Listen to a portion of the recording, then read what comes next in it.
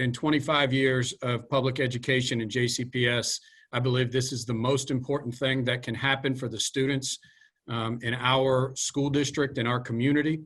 Simply put, money matters. Research is very clear. When you fund students, and you particularly fund students in need, outcomes change. In 1984 is when they changed to this student assignment plan, which I will tell you, this student assignment plan, I believe, is the most racist and inequitable student assignment plan that anyone could possibly have. We also acknowledge we have to provide great supports for the students of West Louisville, and that's exactly where these dollars are committed to.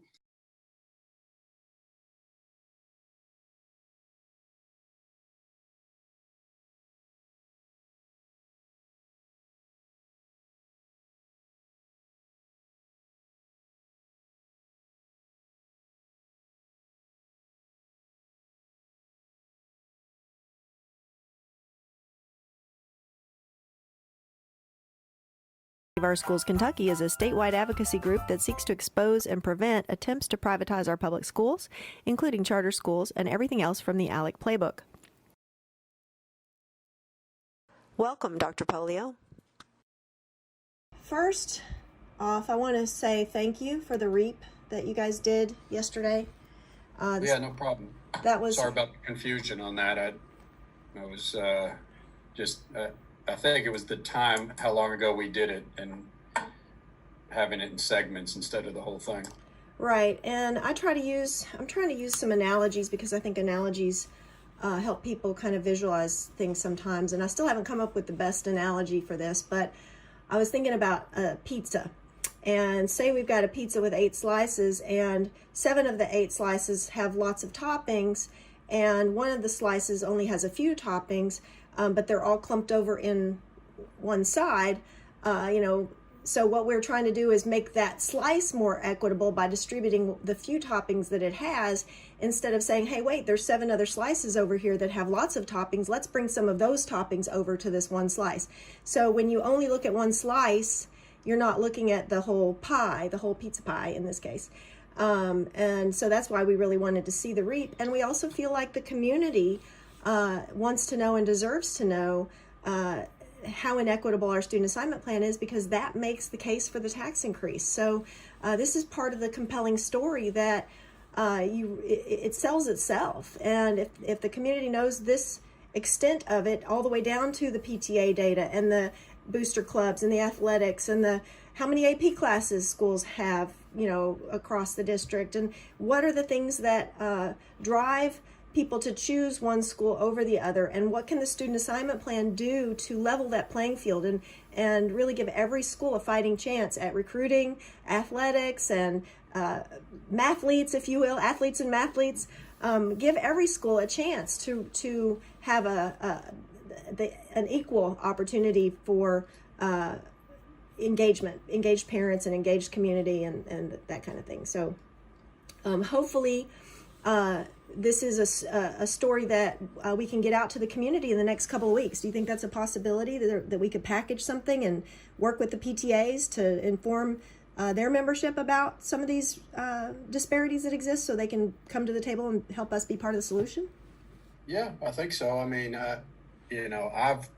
I want to say, although we didn't do the REAP, I've been saying over and over again how inequitable I think our student assignment plan is. And that's, it's a hard one for me, Gabe, because I've got board members who have been on the board for many years. And so I'm now saying this, and it makes them uncomfortable in some ways that this has been going on for this long. And they're my bosses. I got 7 bosses. Right. And so, but I still say it and I still do it. And I want to get that narrative out there that I believe, I worked at Doss High School where no kids chose to come. The kids we got at Doss High School were the ones that had nowhere else to go for the most part. So, I mean, I know it. And I think that, it's inequitable that we force kids from West Louisville that live across the street from Shawnee High School to go to Doss. I mean, we are busing kids 15 miles to go to a school that has 90% free and reduced lunch. I mean, it's crazy. And so, I mean, I won't hide behind it, and I'll do it. But I think your PTA is very valid as well. I mean, I think that is 100% valid, that schools, especially elementary, because PTA means more to elementary, I think, than it does to anything else. But, when you don't have strong PTAs, it hurts the school. There's no doubt about it. Absolutely. A couple other things that I wanted to cover, and I think that quantifying it, putting some pie charts together and some bar charts and some visuals that highlight how these disparities compound, not only in a school, event after event after event within the school, but also year over year over year. And I heard some of the things in the REAP last night about the mobility of our population and some of the further harms that are caused that we don't even really see because we can't keep track of students to that level of detail. So it seems to be it's always the same students over and over that are experiencing the harm, and that's what we're trying to mitigate. So I don't know what that looks like. I don't know if there's some way we can participate in the development of any of these materials, but I'd like to see us get something on the calendar real soon. So let me know what you think that looks like, and maybe that's Renee. I specifically asked Renee to come to this because I want to make sure that someone, I struggle sometimes to follow up with a lot of the requests because I get going into other meetings. So I just wanted her to keep track of some of the things that we would like to do. And I want to say this, what I've learned from this student assignment plan, Gay, is Shawnee is low in numbers because of the student assignment plan. Kim Rice met with me last spring and said they have a plan to put together to attract more kids to come to Shawnee. And I said, Kim, what I've learned is it is designed for you not to have kids at Shawnee. When you look at the map, there is no way you would have kids come to Shawnee.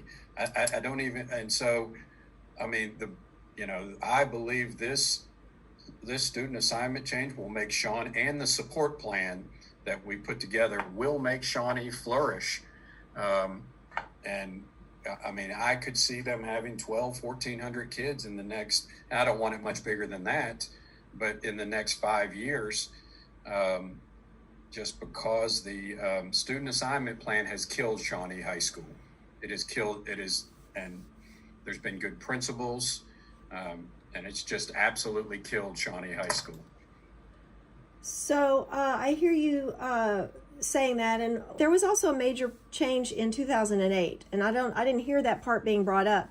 Do you know about that particular year? That was the year that 2008 was the year the Supreme Court decided you couldn't use race anymore. Right.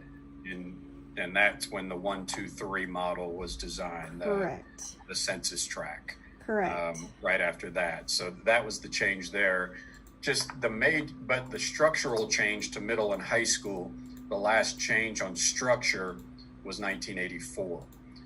Middle and high school has stayed the same since 84, when the district stopped saying East End white and South End white kids no longer had to bus, and the only ones that had to bus were black kids. Right.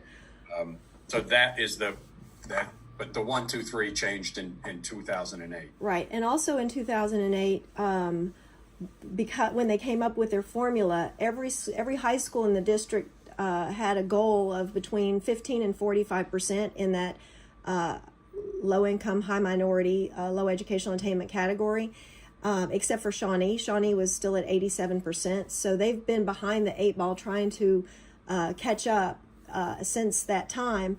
And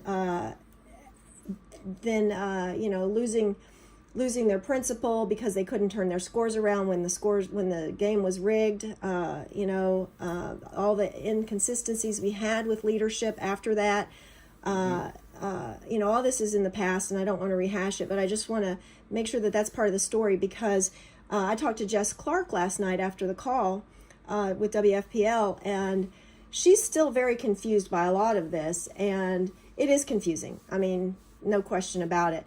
But her statement back to me was, our schools are meeting the diversity goals that have been set. And so if that's the case, I don't know if they are or not. She has the perception that we are currently meeting our goals when it comes to diversity. I didn't think so either, but she was reading some statistics, and so maybe we've changed how we calculate them, or maybe we're not presenting it in a way that's easy for people to digest. But the disparities that exist between race and wealth and educational attainment levels from school to school are demonstrated and highly correlated. And I don't know, I'm sure you've seen that spreadsheet that I have, where I color-coded. The red is the highest numbers, or the most least attractive numbers, I guess, and then the green is, all the good numbers, quote unquote. When you sort it by race specifically, you see a higher correlation of schools that have PTAs that can't raise money, schools that have low test scores, schools that have 1 star, schools that have lost their site-based decision-making council. So those all correlate. And so that's what I want the visuals for the community to see, because I think that's how you convince people that we need to get behind this tax increase. I also want to talk to you about what we're going to do about the tax increase. Okay. I also want to tell you that I appreciate that you mentioned some of the specific demands in your superintendent's address on the night that the budget was passed. The counselors, 3 counselors per school, per AIS school. We want to make sure that that is culturally competent counselors. Just having counselors in the building who don't understand the cultural relevance of what's going on in today's political climate is it could do more harm than good. So can you tell me what you're doing to screen for the cultural competence of the counselors that are going to be put in those AIS schools? Well, it's a good question. I mean, I'm just going to say a major problem is going to be if there are enough. I mean, the problem for us won't be putting the positions at schools. The problem will be filling the positions. We struggle right now to fill, and I've made the mental health industry in Louisville very upset with me when we put one in every school, because we pay better than some of them, and they lost, like 7 counties was not happy with us because a lot of their mental health professionals came over to us. Understood. So I can't say gay right now. You're right. I'm just being candid. I don't say we've done that well enough with mental health professionals to this point. So it is something we'll have to design to ensure that that's happening, that and really work with the principals, because, they'll be the ones hiring for their school to ensure that they have a process to ensure that's happening. But I think that's a very valid point that needs to happen.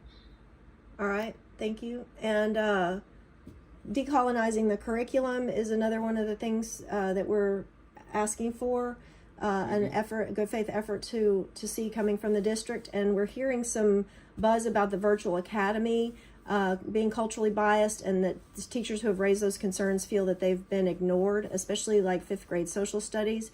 So can we do a REAP on the virtual academy curriculum? Yeah, it is. We've heard their actually our social studies lead, Ryan New, was the first one who brought it up. So I agree. We dug into it and we agree. We have notified the company that they need to deal with that on the virtual academy, and then we are also dealing with it as well. There's no doubt that is correct, that it is a very traditional social studies curriculum on the virtual academy. So we are addressing that. And I will say we are hiring some teachers to work in curriculum, and this is outside of the virtual academy. This is more holistic, and partnering with Ricky Jones and his team to help develop, resources and curriculum for teachers and schools to use. And so, I say all the time, as I was a social studies teacher, and unfortunately in teaching, most of us teach the way we were taught. And if you went through college and didn't learn any other way except the Eurocentric curriculum, that's what you're going to teach. And so we've got to provide more support and resources, especially veteran teachers, if we expect them to teach differently. Because most of us, like me, did not go through any training that brought us that type of content knowledge. So agreed, and we are going to work with U of L and the Pan-African Studies Department and pay teachers to really work that curriculum. And then you're correct about the virtual academy, and that is being addressed immediately. Okay, that is good to hear. One of the messages I texted to Renee a couple of days ago was around ASALA and the meetings that you had with them, and a letter that was sent by Nancy DeMatra regarding her disappointment in how the outcome of those talks went, because ASALA is a nationally recognized organization, and that is feedback coming from grassroots. That is Nancy DeMatra serves on the board of the Kentucky Alliance, and so I have had the privilege of discussing the tax increase and curriculum and numerous other things with her over the years, and so when we see these grassroots voices getting shut out, just like we feel happened with Michelle Penix and the hub idea, those talks stalled, and then it went with Evolve 502 instead of with grassroots. Those are the complaints that bubble up that I'm trying to bring to you, to tell you this is what is causing pushback in the community that could likely prevent people from showing up to vote in favor of the tax increase. I'm not even necessarily saying they're opposed to it. They're just not fired up, and they're not likely to show up. And that's the message that we've been trying to convey to the consulting firm. We asked for meetings with the consulting firm, and in their proposal it says that they're going to work with grassroots groups, and yet they never returned any of our calls. We made several calls to them. We asked Chris Harmon to try to get a meeting with them, and then he ended up getting the meeting and not inviting us. Like, these are all things that, again, it's in the past, but something has changed. I appreciate that you're reaching out to us. I appreciate that Renee reached out to us a few weeks ago and that we started these conversations up. But we have a lot of time that has been lost that we now have to make up. And I'm just curious, because people are asking me, what changed, Dr. Pollio, that opened up this door of communication and dialogue? What changed? Well, first of all, what was the group that Nancy said I didn't follow through on? ASALA, ASALA. I don't know I don't recall that meeting. What is that?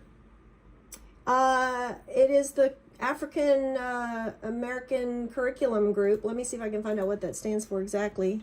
I've heard it brought up numerous times in my circles and in my communities. I have no idea when I met with them about that. What changed is just I've asked Renee about, what was it, about 4 or 6 weeks ago? I said, I need to get in front of as many organizations as I can. We sat down and talked about which organizations and we just kind of brainstormed. And obviously you and your group was one of them.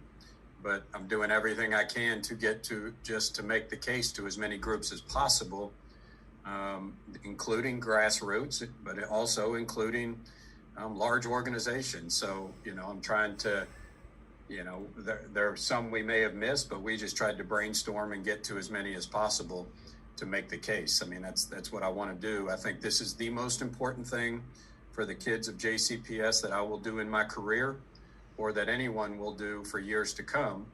And so, that it needs, unfortunately, we've got so much going on with NTI, decisions to go back to school, schools building their plans to go back to school, which we're not going to do anytime soon. And then on top of that, student assignment. And then, so much of the summer was wrapped in making these decisions about school and preparing for this, that once we got started, I said, all right, let's do as much as I can to get in front of groups. Okay, well, I want to make sure you understand that when you said my group, if you're referring to the coalition represents probably a dozen or more groups. So I guess you got good bang for your buck on that last call. Because we did have so many people in one setting. We've invited you to speak at Kentucky Alliance press conferences on Sundays at 10 o'clock. The Alliance board has not come out in favor of the tax increase, but we have a meeting tonight, and I have a feeling it's going to get brought up again, because I've brought it up pretty much every month since I've been on the board in January, and in one way or another with different phraseology, trying to make a motion that we could come out and support, and also around student assignment. So this is one way I was aware that the community is not in support. And then these types of conversations that are happening in the community need to be addressed. So whatever Nancy is not happy about, I'm bringing this to you so that you have an opportunity to look into it and try to win her over, because she's a big influence in our community. I want to kind of revisit something. I hadn't met you. I met you once before you were named as a candidate for the superintendent. So our paths didn't really cross all that much. So my recollection of history may be a little bit different than yours. But the way that I remember everything that happened that led to the removal of Dr. Hargens is that it was grassroots led. We wanted David Jones to hold Hargens accountable, and when he refused to do so, and when he gave her cover, we mobilized and voted him out. And that's how Chris Kolb got that board seat. And in fact, JCTA wouldn't touch it. They did not want to endorse the opponent to David Jones, so they just didn't endorse at all. So JCTA was not even a player in the movement that created this window of opportunity that is, as you said, the most important thing in your career that you're going to do. So the people, the grassroots groups are who feel that we brought you here. Like, you're here because you're what we needed at this time. This is what the taxpayers and the voters needed. And so we would really like for you to continue to dance with the one who brung you, if you will, and let us give you the public support that you will need to continue doing this difficult work, because I know that we're capable of that. And really, we're on the same team. We're on the same side. So we're not a big fan of David Jones. We're not a big fan of Scala. I know David Jones isn't specifically mentioned in the work that's being done, but the reason we were opposed to Jones was because he was giving favor to GLI. He was giving favor to the business community and the charter school people and the outside privatizers and those types of things. And we reject that. We rejected it before, and we will continue to reject that. You said something about the board feeling uncomfortable because of some of the things that we're raising awareness of. Well, these are things that we also raised awareness of, but we have to get critical mass. We have to have enough people saying the same things to put the pressure on the board. So they can only do what we tell them to do as their constituents. So our voices are critical right now. Our voices need to be amplified, because that takes the heat off of you and puts it on them to be responsive to their voters and their members. And so not being able to speak at board meetings and not having a way to chime in when these conversations are taking place, so that we can actually be heard and our passion can be heard and felt, is dampening the movement. And I think that we would have a much greater chance at getting this tax increase if grassroots voices not only would not be dampened, but would be amplified. So that's the intentional piece that I hear you saying needs to be done. I hear you saying that you know these things need to take place. So let's work together and figure out the best way to do that, to maximize it in this short window of time that we have left. Have you done any polling in the community about the sentiment towards the tax increase? Yeah, the consultant said, well, let me say this first, Gay, and then I'll get to that question. I don't disagree with you at all. I've got no allegiance to any business group. I have no allegiance to any business person. And I do think sometimes that bothers them because no one has control over me. I think you're right. Grassroots need to be represented. But I think if this community is going to move forward, I got to get as many people on board as possible. And yes, that includes some of those people that were in Scala before have a completely different view of JCPS now and have no interest in charters whatsoever. and actually fight against charters. And I'll give an example. Alice Houston, who was one of the best women leaders I've met, she was actually approached by a couple of former JCPS athletes who were now pro athletes who want to support charter schools. And she said, absolutely not. I'm not interested in 150 kids. I'm interested in 15,000 kids. And so, you know, I agree, but I think we can get a bunch of people on board with this. Now, I'm all for grassroots, and I'm happy to speak and to meet with. You know, the one of the proudest days I've had was 2 days ago when I walked up on Shawnee's third floor and there were actually construction workers going up there. And I remember meeting with you and a couple others right off the bat when I took this over and said I was going to do that. And, you know, we were skeptical at the time, but here we are. And so I'm proud of that, but I wouldn't have done that if it hadn't been, I mean, if I hadn't taught there and you all hadn't brought me that, I wouldn't have done that. So that's where I am.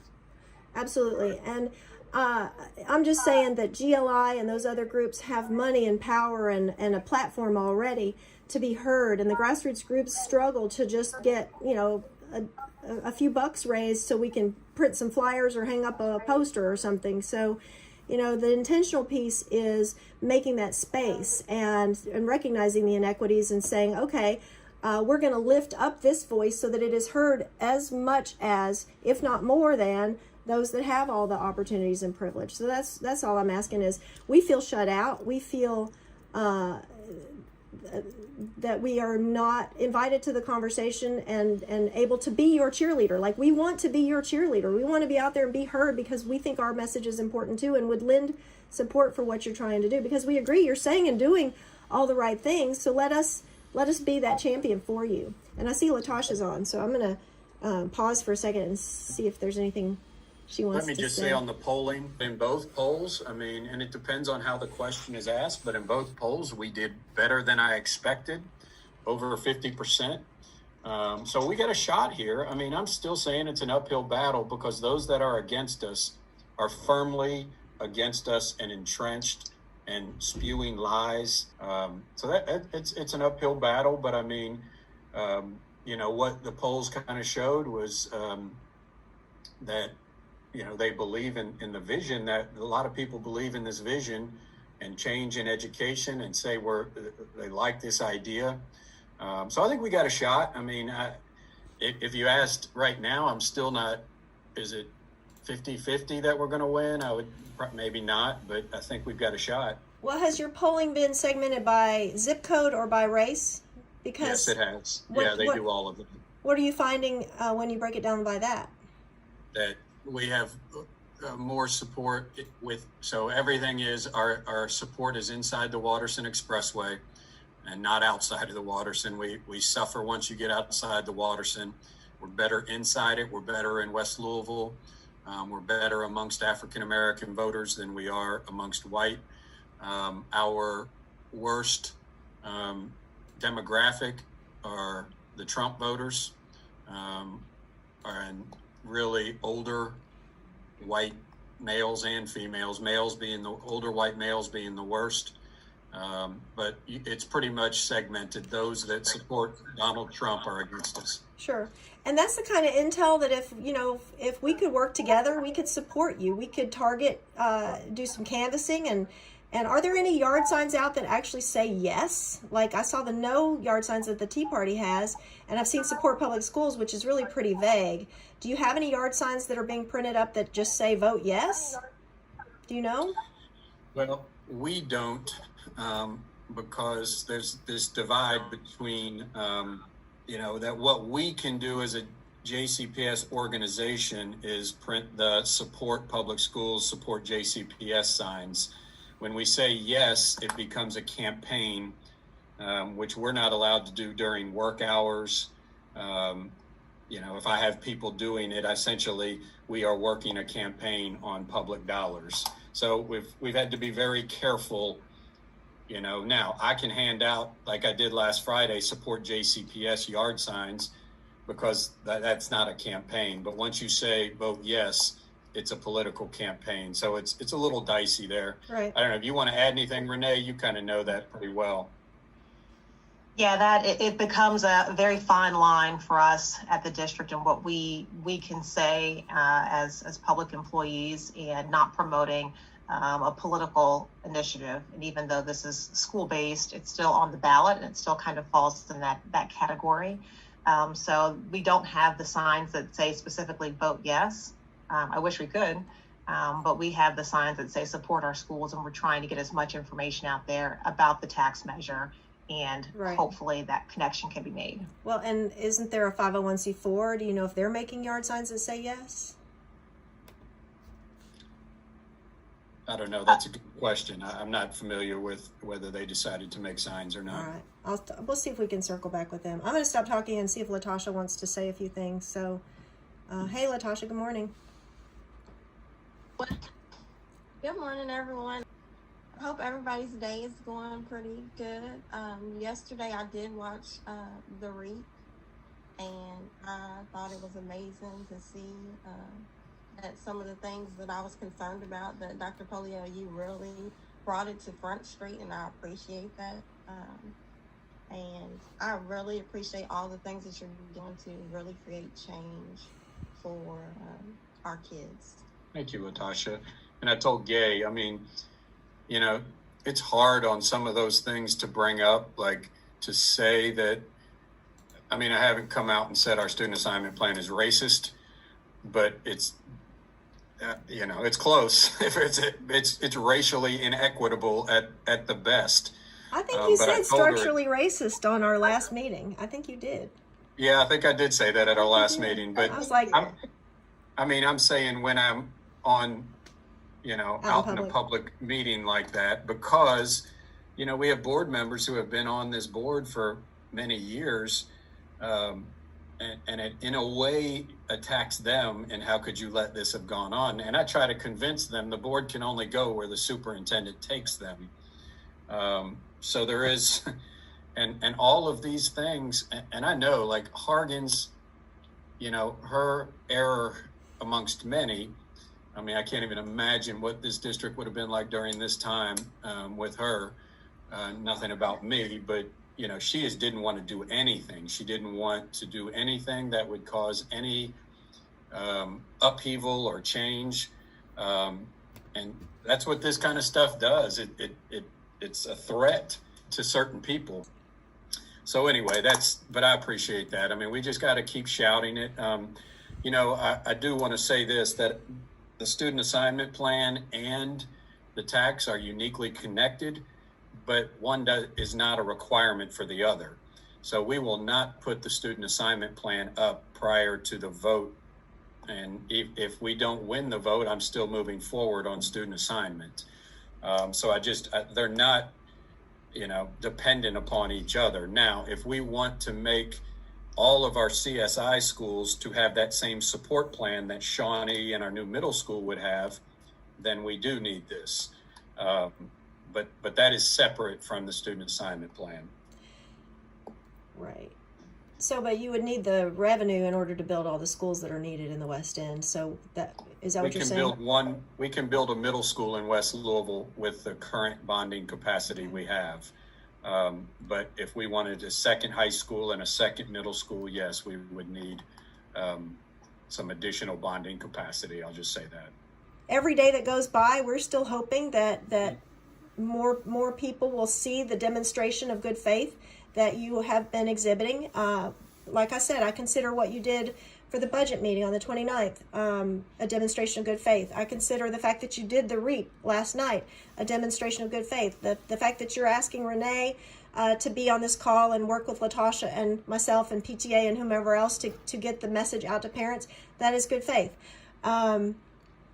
There's still a few more things that need to take place for the coalition to say, yes, you've met all of our requests, and that would include the resolution. And I sent Renee a document with some examples of some resolutions that support the movement for Black Lives that maybe we could get passed at a future board meeting. And even if you just tell us you're working on it, you know, we can take that back to the coalition.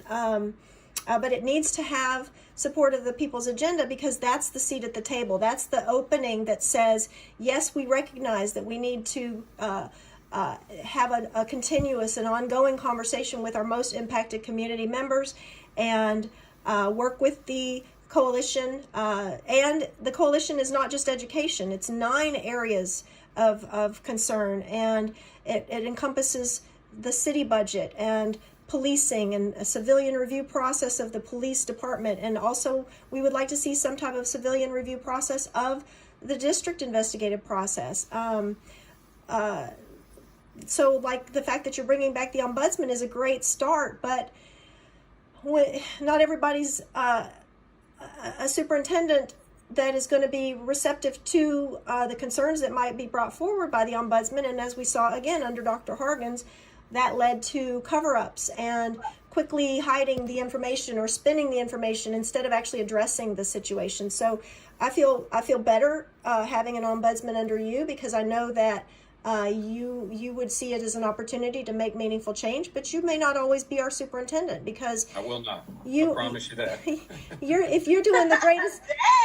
Yeah, see? So and then we've got board members. We've got board members that could be replaced by Tea Party as early as next month. So, we have to put these barriers in place, these guardrails in place, so that even in the darkest days, if we return to another Hargens era, things won't return to the way they were. So if the ombudsman could report to the board, maybe, instead of to the superintendent, to keep that level of outside accountability. Citizen accountability is something we would like to see. So a gesture like that might be another way for us to say, okay, yes, he's opening up these doors for us to stay engaged, because once the tax increase passes or fails or whatever, if we go back to not being heard, what have we accomplished? So we have to, that's what we're looking for, is some way to stay engaged. And Gay, I can work on a resolution. But, you have to know this board is a strong personality board. I can lead them at times into something, and sometimes it's just a brick wall. I know. And so you just need to know that this is not just something I can say, I want this done. I mean, that last resolution was board led.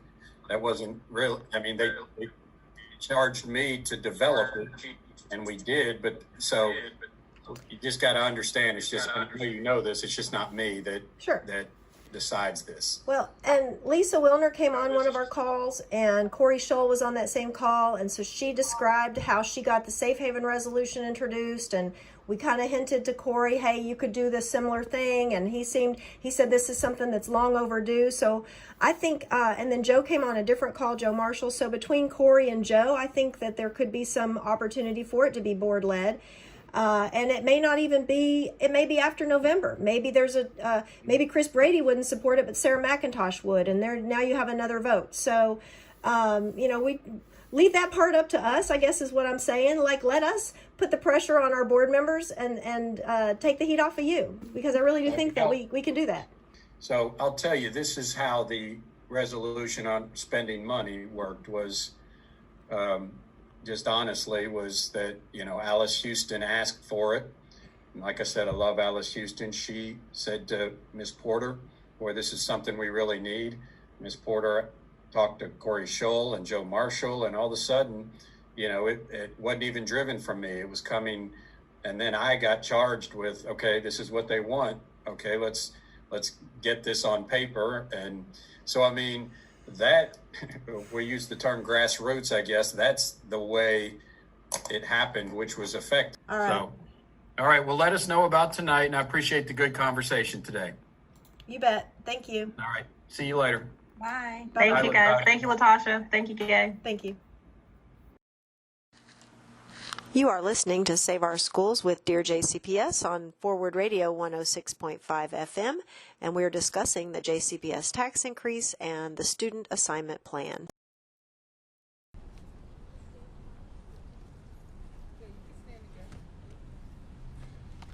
Hello, my name is actually Isaac Marion Thacker IV, otherwise and to most people known as Ike Thacker.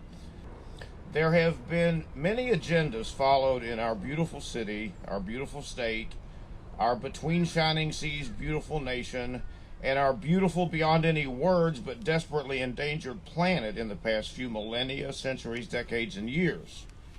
Let's see, for the past 40 years or so, roughly since government came to be viewed by most of the powerful as problem rather than solution, there's been the business agenda, the lily white agenda, the business agenda, the lily white agenda, the business agenda, the lily white agenda. Well, you get the idea. We, the kind of, you would call us, I guess, the ad hoc decision-making council for the Coalition for the People's Agenda's Education Committee, believe this. Now, with what Reverend Dr. King called the fierce urgency of now, it is time to follow the people's agenda.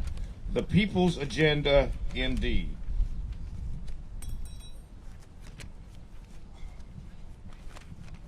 Locally, we, a much more inclusive we here, tried to get Louisville Metro on what we believed and believe is a better path at an earlier local turning point at the very advent of Louisville Metro, when Louisville and the rest of Jefferson meant to be a roadmap for the fledgling government to follow.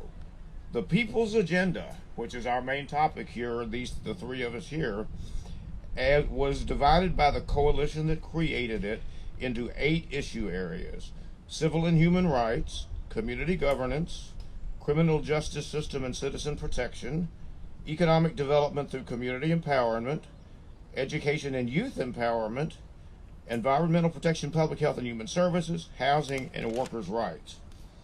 Within each of these areas, several specific actions that, taken together, were the people's agenda were listed.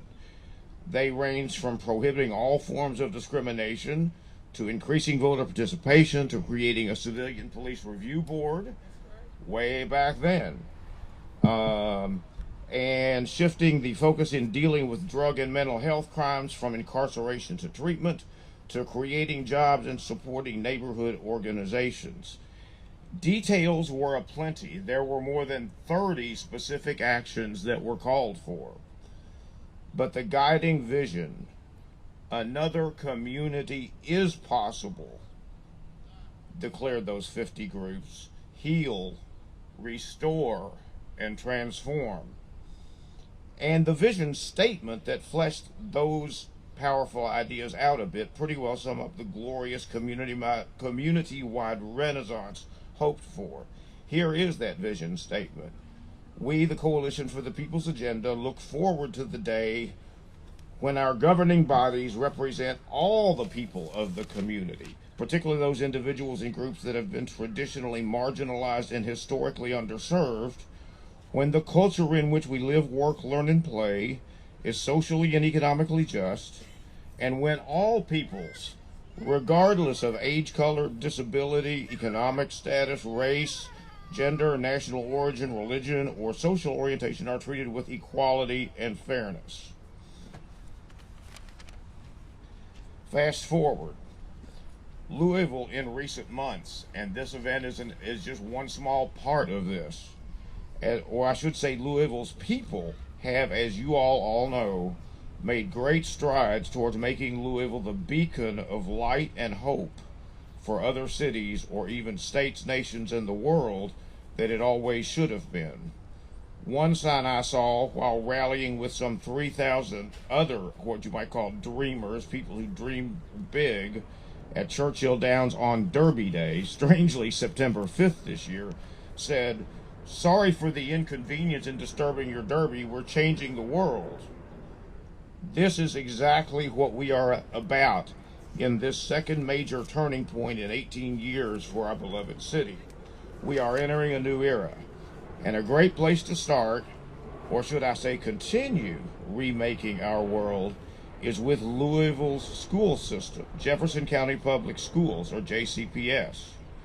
JCPS actually has been a fairly bright beacon all along by continuing to pursue interracial, above all, intercultural and interclass diversity and equity within its purview long after almost all other major U.S. cities had given up.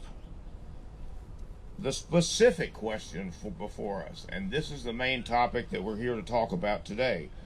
But the Coalition for the People's Agenda is important enough that I thought you would want some background, and you may hear more about that you will hear more about that in coming weeks.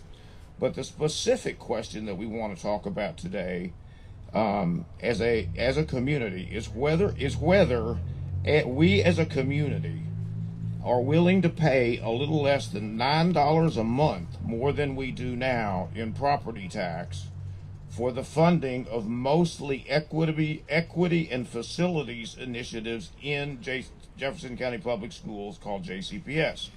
It comes in the form of a new tax of 7 cents on each $100 of property value, which means $70 per $100,000.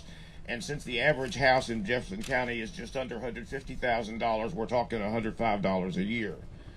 We answer the question of, is that worth $9 a month, with an emphatic yes.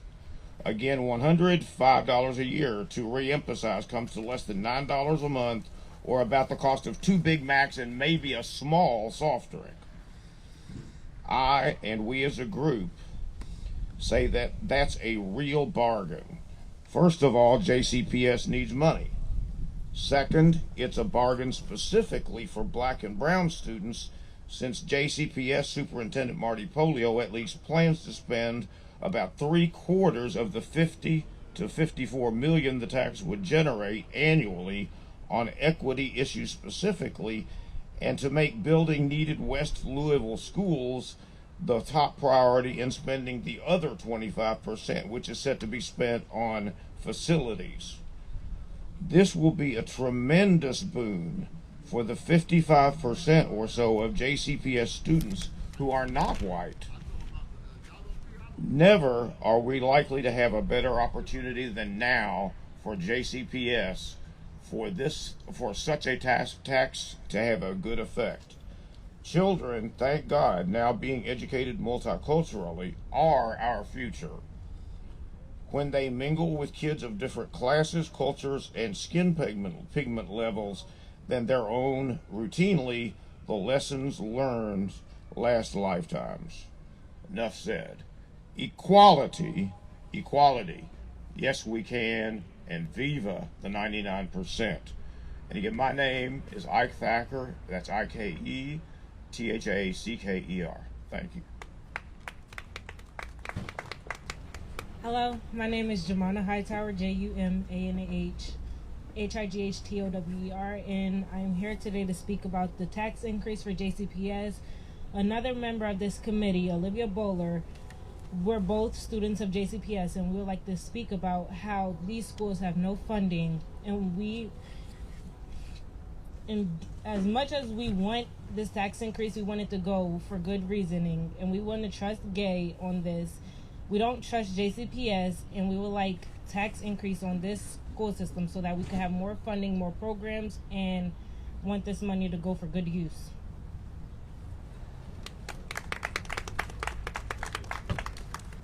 Let's try that again. My name is Gay Adelman. I am the chair of the Decision-Making Council for the Education Committee for the Coalition for the People's Agenda.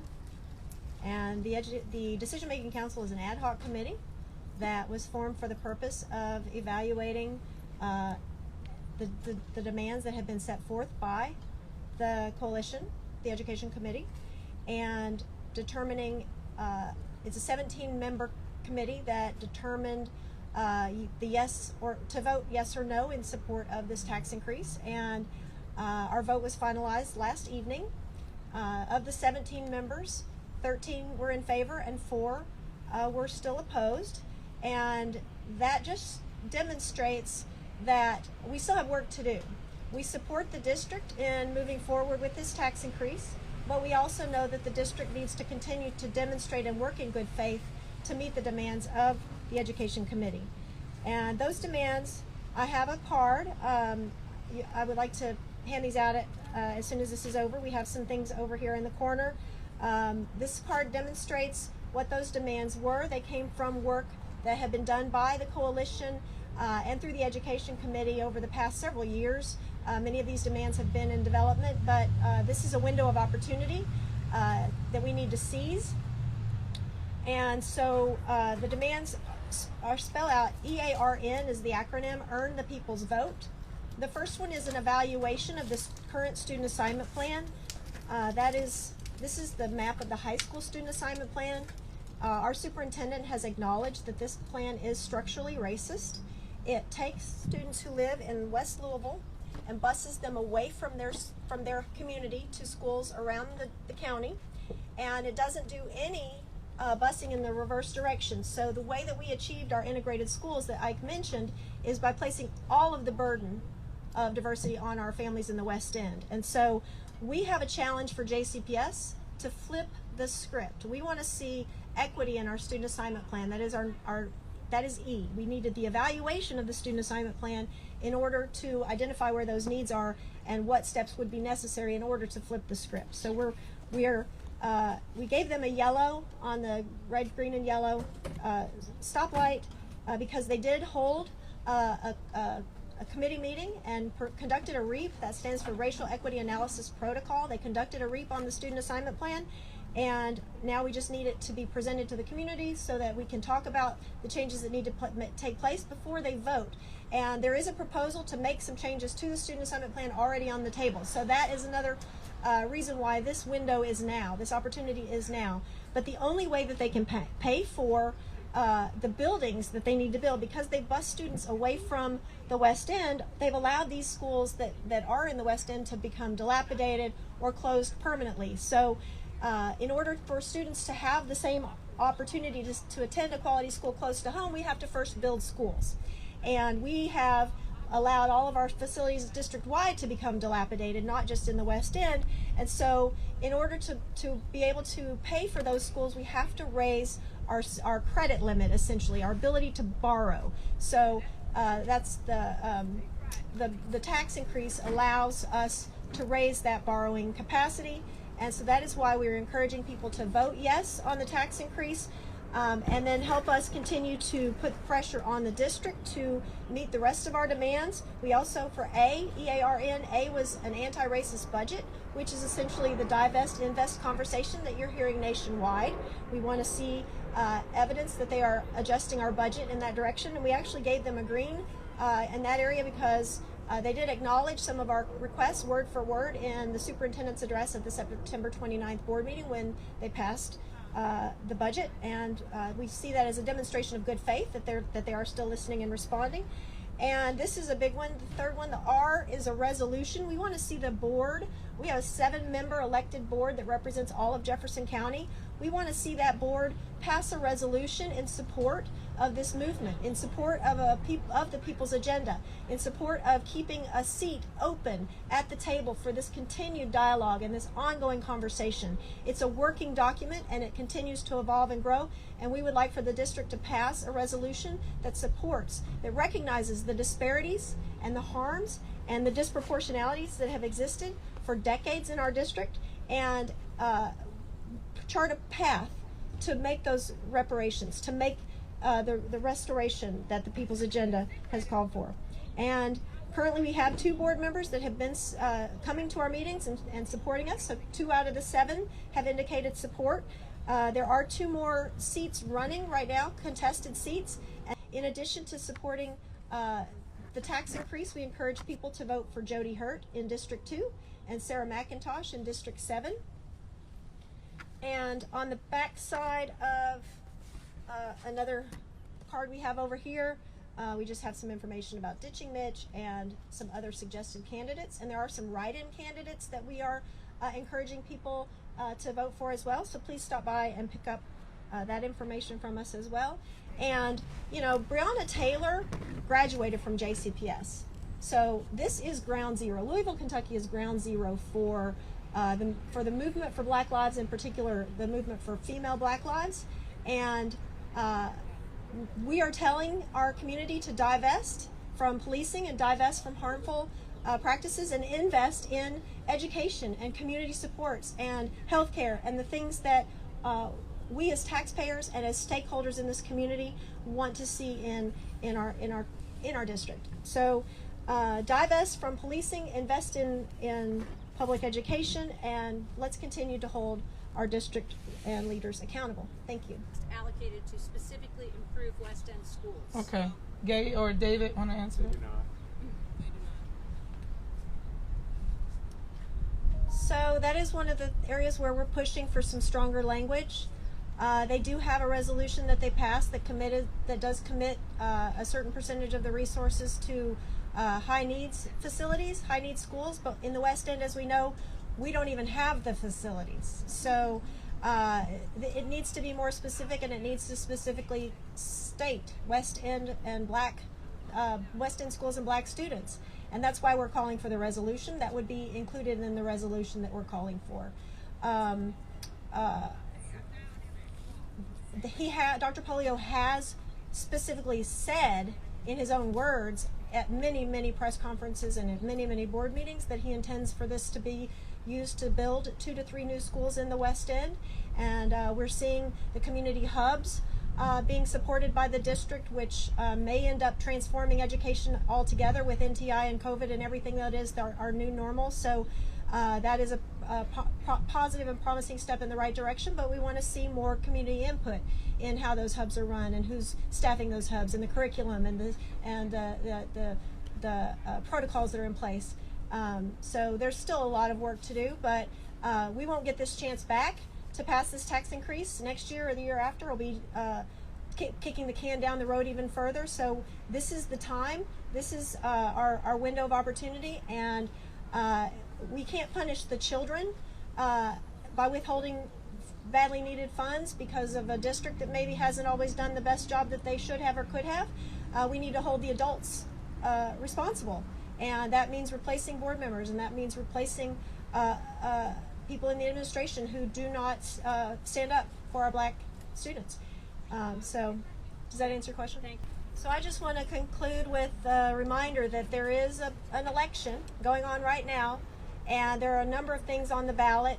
And if people are watching this and are wondering, especially white allies who are wondering how they can get involved and be part of that change, these last 2 weeks that we have left, we are looking for volunteers to help man the 4 main polling locations and work shifts and hand out the campaign literature that we have. And I would like to add to the comment that was made earlier. Dear JCPS is the lead organization on the coalition. Kentucky Alliance is one of many organizations that have been participating in the coalition. Dear JCPS has the 501c4 and is also working with an unauthorized campaign committee so that all of our endorsements are indeed by the book, because as Shamika did say, they look for anything and everything. So we have been working with attorneys and campaign committees and making sure that we follow all the campaign finance laws, and we are looking for volunteers that can help us distribute that literature. We also have yard signs that you can get.